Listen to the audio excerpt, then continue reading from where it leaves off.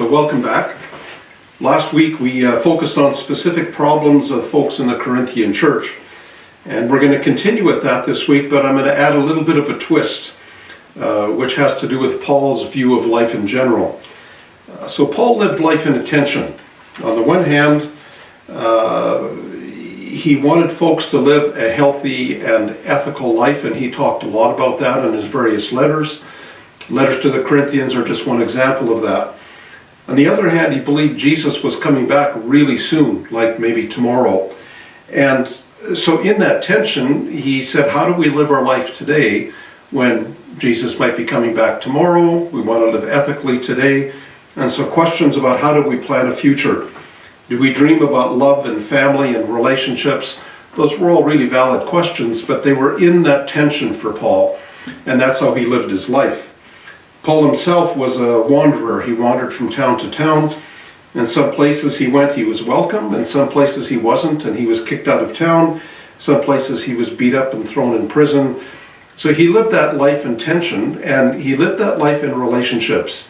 He might not have been married at that point, but he had relationships with folks, and he called them repeatedly brother and sister. And so those relationships were very important to Paul. I think the reality for us today is if we're followers of Jesus, we live life in that same tension. We want a good life, we plan for it, we plan for retirement, we have holidays, savings. But on the other hand, we know that Jesus is coming soon, and we're told not to build up too many treasures down here.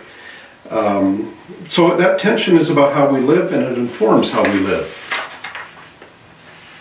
Reminded of a story from a Salvation Army officer who was working in the east end of Vancouver, which is a rough end of the city, and said it's kind of like when we become Christians, we kind of think that we get our ticket to heaven and we're in the waiting room waiting to board the flight. We have our ticket, we have our boarding pass, and we're waiting for that, and the flight's delayed. It doesn't come when we think it should.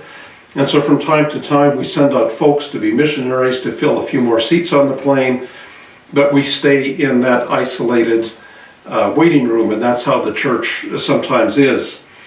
And the point that she was making is it's simply not a very good way to live as a Christian. She was advocating for getting out of the waiting room and to live with folks and get to know them and see if the message of Jesus could penetrate into the reality of their lives. And that world had all the questions of the Corinthians asked, and then some. And those are the kind of questions that we live with today.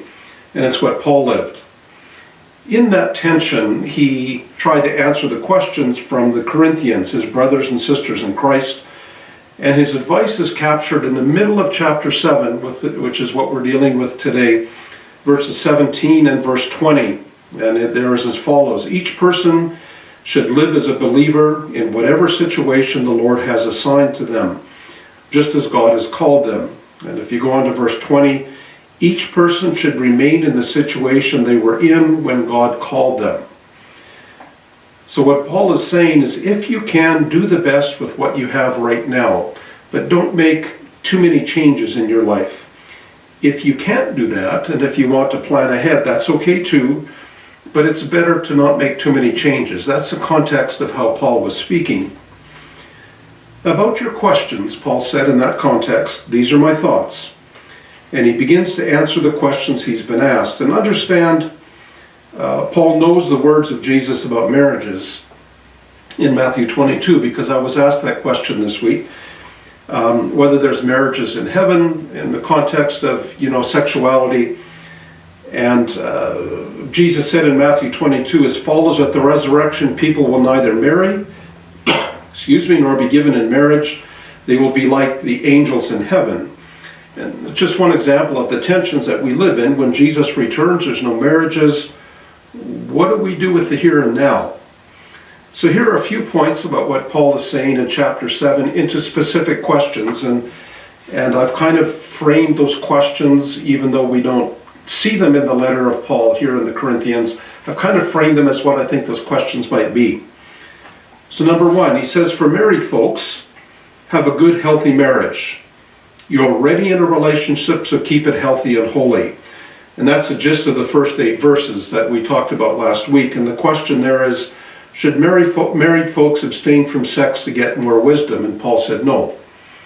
Go ahead with having a full, healthy, vigorous marriage. The second point he talks about, and this we didn't deal with last week, for those not yet married, either because they've never been married or because their partner has died, it's best if you stay unmarried. He doesn't say you're ordered to stay unmarried. In Paul's view, it's best if you do stay unmarried. But if the desire to be married is strong, it's better to be married than frustrated. So go ahead and be married. There's nothing wrong with that. And the question I hear in that one is, if I'm single and I want to get married, do I have to stay single? Number 3, if you're single because your partner died and you're a believer, only marry again to another believer. And of course the question there seems rather obvious. My partner died and I want to get married again.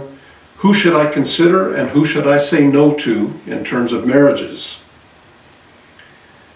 Number 4, for the married, where both are followers of Jesus, don't separate and don't divorce. That shouldn't happen between Christians.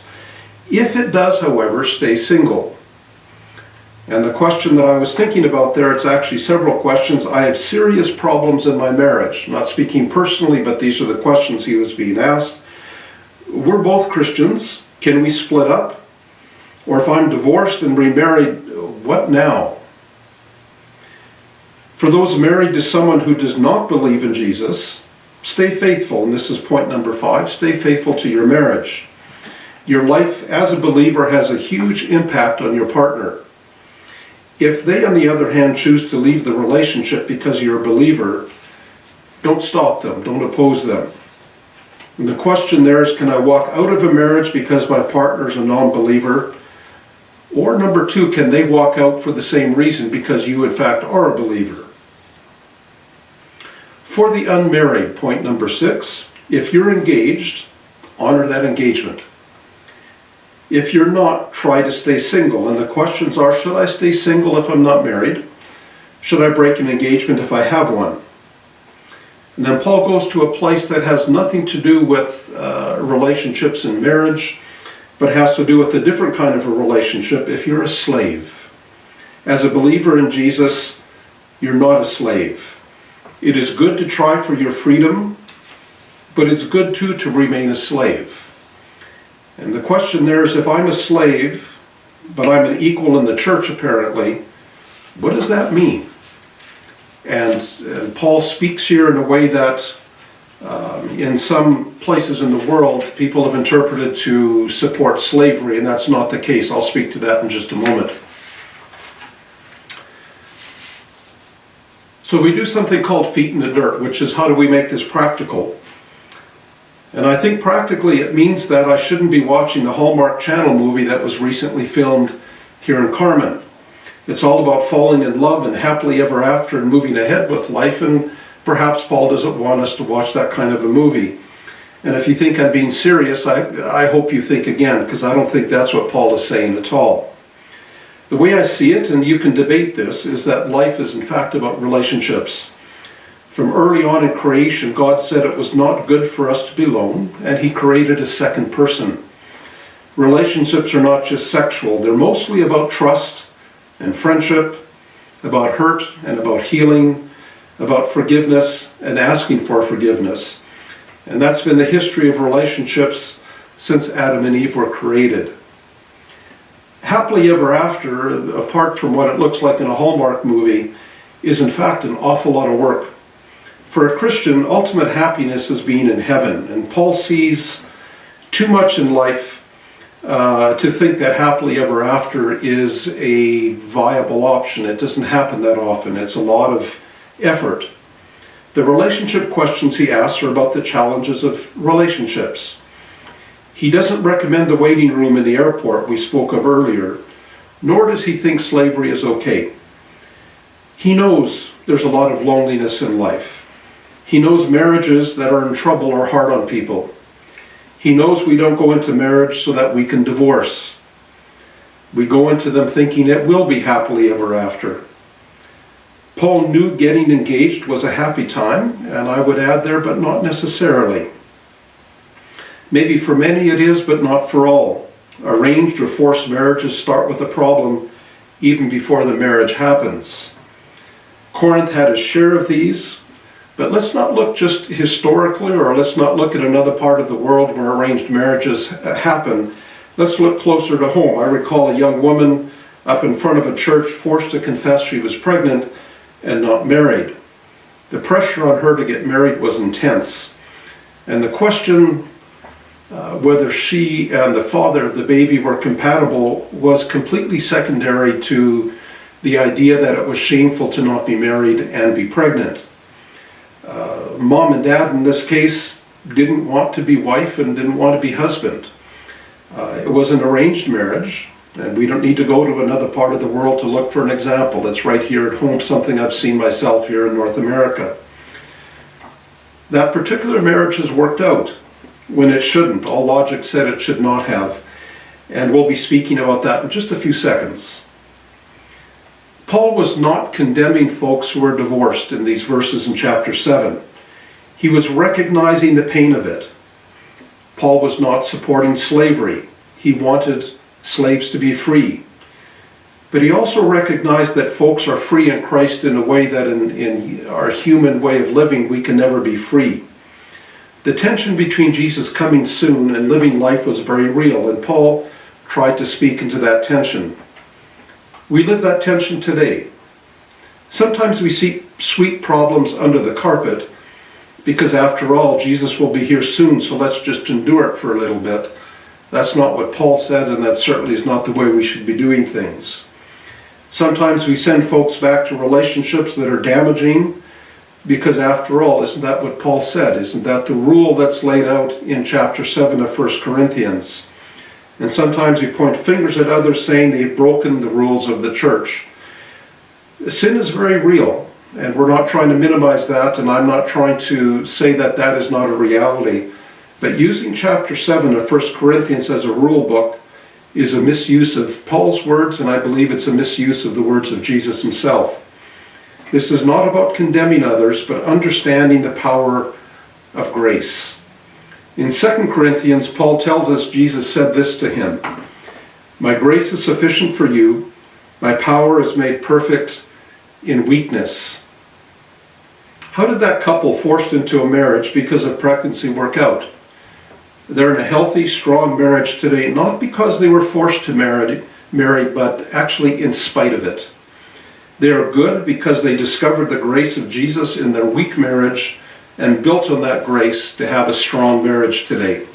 Not a perfect marriage, a marriage with scars, but a much better marriage than would be the case without that grace.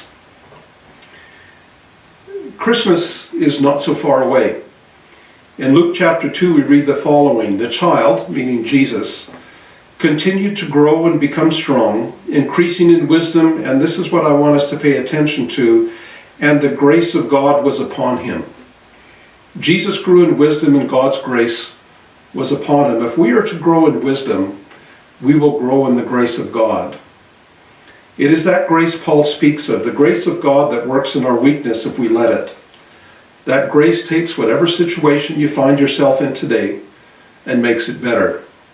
That grace tells us we have second and third and fourth and fifth chances because Jesus died for us, because God loved us, and he sent his Son, not to judge but to save. If we let that grace guide us, we get somewhere special and we get somewhere beautiful, even if we're not yet in heaven. Until Jesus comes again, I would just ask us to consider committing ourselves to growing in grace and wisdom in all of our relationships. Let's let that grace grow as we treat each other with kindness, with love and respect. Out of that grace, let's honor each other as brother, as sister, as wife, as husband, as friend.